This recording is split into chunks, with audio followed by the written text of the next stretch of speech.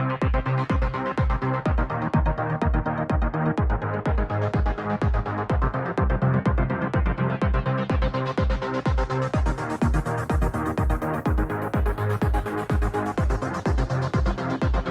to the latest World Cup date, June 15th. Jason Longshore, Kelly Francis with you today to get you caught up on the latest from France. Kelly, it was a very expected kind of day, maybe the first expected kind of day at the World Cup this summer. I would say so. Yeah, the results are exactly the way that everybody predicted they'd be. Cameroon had a really good game against the Dutch, actually. So I think that was probably the only unexpected thing that occurred today was the ability of Cameroon's attack and the fact that they actually pushed a lot of numbers forward. But the results, not surprising. We knew that the Dutch would win this game and click their ticket through, as well as we knew that Canada would also do the same. I think the Canada-New Zealand game was exactly what we would have expected, and we can get through that one pretty quick because New Zealand had 2 shots, none on target, 30% of the ball. They really didn't test Canada here. It was 2 goals in the second half. It took Canada a little while to break through, but it's Jessie Fleming and Nichelle Prince, 48th minute for Fleming, 79th for Prince. Canada was dominant here. We expect these kinds of performances out of Canada. I think really the only question when we get into the Canadian team is, are they ready for the pressure of the knockout rounds? And I don't know if we really have any answers yet. I don't think we do. Yeah, Canada is always one of these teams where you expect some magic going forward. I mean, we expect the same with the Dutch, but so far I've been really unimpressed with their performance. I mean, obviously they can retain possession and they can move forward, but as you saw today, Riley for the New Zealand team held that right side down. So a lot of the service that you had coming in for both of the goals were coming through the left side. So they need to figure out, I think, a little bit more on attack. They need to just have a little bit more creativity there going into the box, and then maybe just be a little bit more dominant. I mean, I know that they dominated New Zealand. I mean, obviously the stats will say that, but it's watching the game, it didn't feel like an overall dominant performance, and that's sort of what you expect from Canada. Yeah, I'm with you. Canada feels like a team that is in control of games, but doesn't ever make that next step. They're very good, but are they elite? And I don't know if we really know. I feel like Jessie Fleming is an elite kind of player. And if she steps up and gives you that creativity and that unexpected bit in the final third that it feels like they're missing, maybe Canada can be around when we get to the semifinals. But so far, it's completely as expected. They've punched their ticket to the knockout rounds. The earlier game was a little more interesting. The Netherlands and Cameroon, 3-1. And you had 2 goals late in the first half. Viviane Miedema for the Netherlands and Gabrielle Angenou for Cameroon. 31st minute for Miedema, 43rd for Angenou. And from there, the Dutch really started to play the soccer that I think we all expected coming in. And are they a contender? Do we know that yet? I don't know if I'm 100% agreeable on their contender. I mean, we all know the ability of those 3 strikers. We know the ability that they have going forward, and they are to be expected as these top contenders. These girls, when they get on the ball, that they're a real threat and they can literally make anything happen at any time. But one of the things that I said, and I said about this in the last game with Cameroon, is that they do have ability. You're looking at an amazing striker, and Angenou, that goal that she had today, I gotta tell you, is probably one of my favorite goals this entire tournament. Just the ability to go at the goalie with three center backs on you and complete it is really kind of incredible in my eyes. And then, so I'm just looking at a team for the Dutch that had to sort of get the footing under their legs. I think that the goal before halftime for them, even though it was countered and it was equalized, was still momentum going forward. And like you said, then they started controlling the game, and then we started seeing what we expected to see from day one on the Dutch. So my whole thing with them is where they go next, how they play against the next team, and if they keep the momentum that they had going through the end of that Cameroonian match towards the very, very end to get them out of the group stage and then move them on to the knockouts. Yeah, Dominique Bloodworth got the goal in the 48th minute, right after halftime. They take the 2-1 lead, and they see it out from there. Medema gets another one in the 85th to make it 3-1. Viviane Miedema is now the all-time leading scorer in the history of Dutch women's soccer with 60 goals, and she's 22 years old. That's insane. Yeah, it's only going to go up from there. I mean, she is an incredible presence in the box, and she has a nose for goal, just like we expect to see every week for Atlanta United with Joseph Martinez. She is going to strike, and she's going to get on that ball any way she knows how, and that's just in her DNA. She has that electricity that, you mentioned Joseph Martinez, and when he gets near the ball, you feel that buzz in the crowd. She's got that.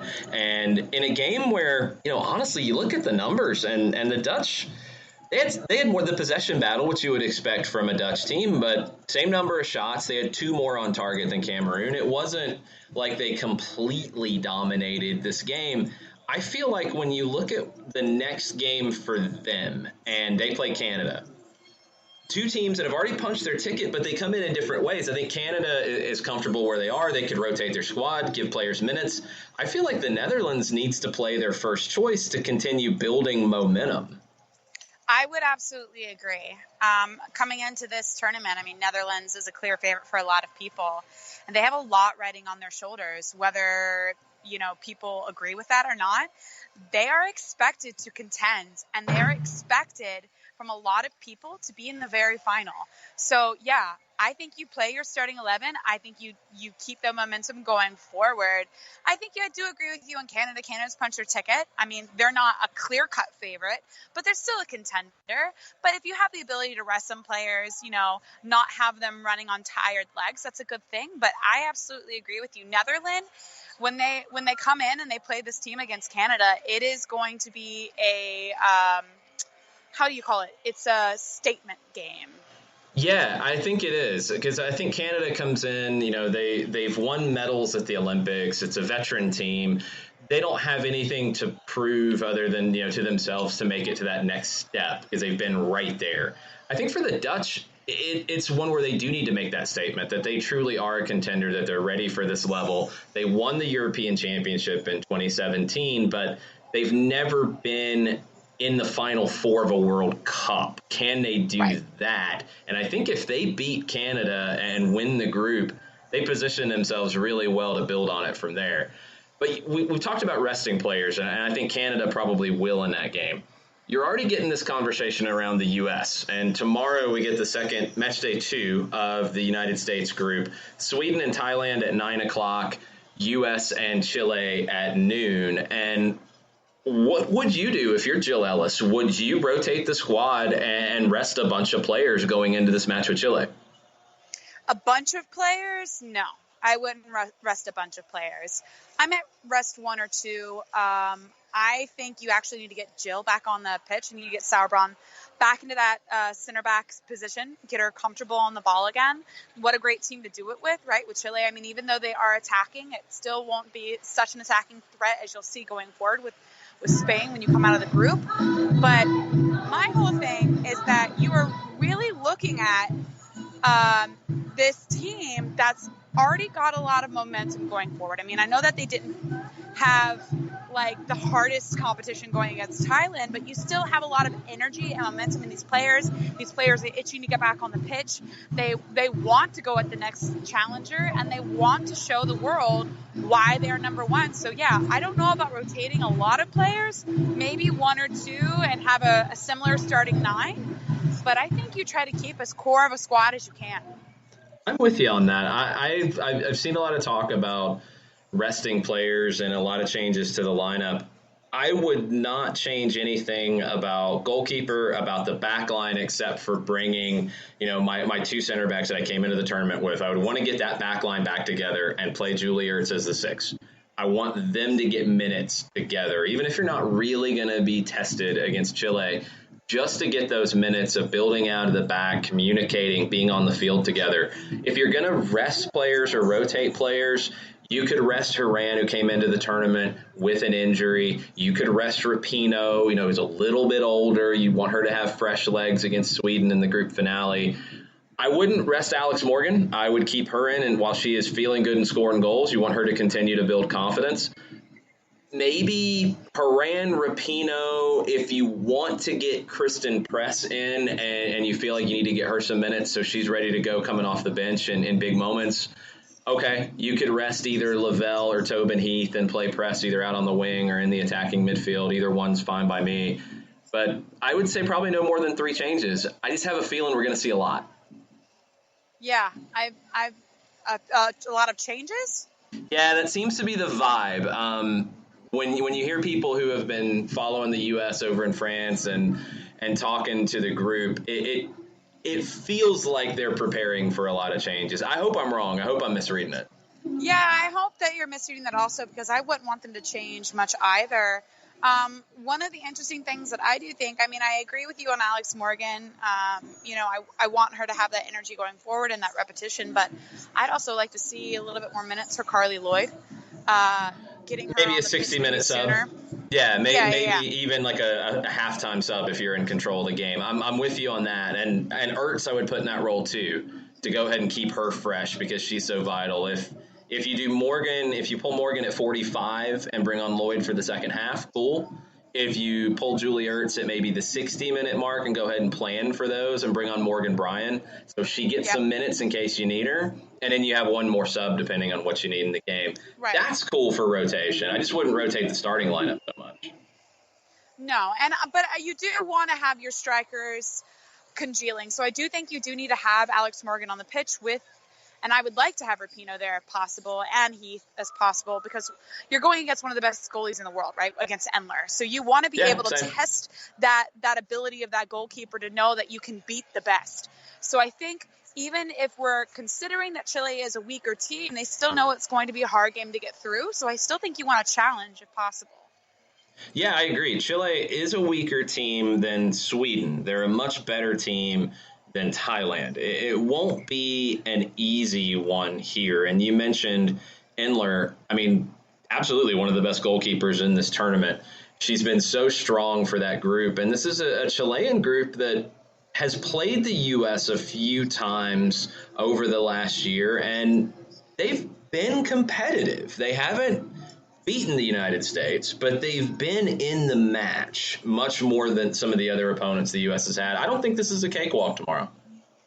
I don't think it is either, and I think the U.S. need to know. I think the U.S. knows that. I don't think they need to know that. I think they know that already. I think Jill Ellis is very wise in that she knows that Chile is not a cakewalk. They're not a Sweden, but they still are somebody that you should be worried about with attack and then also very much with defense, as we saw when they played Sweden. But no, I think rotating a few players, yes. Having them sit back, no. We've already seen that against Thailand. We already know that this USA team is not going to sit back. No, not at all. And when you look back at late 2018, that's when these two teams faced off last. And it was a 3-0 win for the United States in August of 2018 and a 4-0 win in September. Fairly competitive. We'll see if Chile can make the jump to a little bit stronger performance here. The early game tomorrow, Sweden and Thailand. I don't think Sweden's a team that can score 13 goals in this match, but what do they have to do? Because, they're preparing to face the U.S. in the final day of the group, and they want to win this group as badly as the United States does. Yeah, you don't really think as Sweden as being a cutthroat team. I'd be interested to see what their game plan is for this. They obviously saw the way that U.S. played Thailand, and they obviously saw the goal differential that they put up with Thailand as well. So it'd be really interesting for me to see how they approach this match. Do they go at it with the same vigor of the United States and try to just get as many goals as possible to win that goal differential and to win the group? Or do they play reserved knowing that they are going to have to come against a way bigger opponent the next match? Yeah, I think Sweden comes in and rests a whole bunch of players and gets a 3-4-0 win and prepares everything to beat the U.S. Because if Sweden beats the U.S., all that goal differential doesn't matter. And that's what Sweden's going to be going for. If it's a draw, the U.S. will advance in the group as the leaders of the group. If the U.S. wins tomorrow, they'll clinch their spot in the knockout round. I'm intrigued by how Chile does. I'm intrigued to see if Thailand can bounce back or anything. And I want to see how Sweden uses this game to prepare. And I'm really hoping that we don't see a whole lot of changes for the United States. That's my thoughts on tomorrow's games. My thoughts are congruent with yours. That's exactly my feelings going into it. I don't want to see a lot of changes for the U.S. I want them to keep on the momentum they've got going forward with that big win that they had against Thailand. I want to see them come out and play cohesive, talk to each other, get Ertz back in that midfield where she needs to be. And then I'm excited to see the way they play against Chile and against Endler and that defensive rock of Chile. And then it's also very interesting to see the way that Sweden will come out and how they choose to play a game against Thailand. So, yeah, no, I'm with you. Everything that you said, I agree with. It's going to be a very interesting game wise tactically tomorrow, I think, more than anything, other than just expecting a lot of goals. It'll be very interesting to see how the teams match up against each other. Yeah, I think both games have a lot of questions, and I think we'll be looking at how Sweden and the United States match up against common opponents ahead of the group finale. As you guys have been listening to us throughout the tournament, we thank you for that. Please tweet at us at @TheKellyFrancis, at Longshoe, at Soccer Down Here with questions you have about the Women's World Cup as it goes. This has been a blast to do. There's a lot of you listening, and a lot of you listening north of the border as well. Thanks to everybody who checks us out on the Barn Burner Network, along with the Soccer Down Here Network. We'll be back tomorrow to recap the games from this group, and we'll be starting to look ahead at the final match day for each of the groups. There's still some groups that have a lot of question marks. We'll get you set for that after tomorrow's matches. Thanks, everybody, for listening. Talk to y'all tomorrow.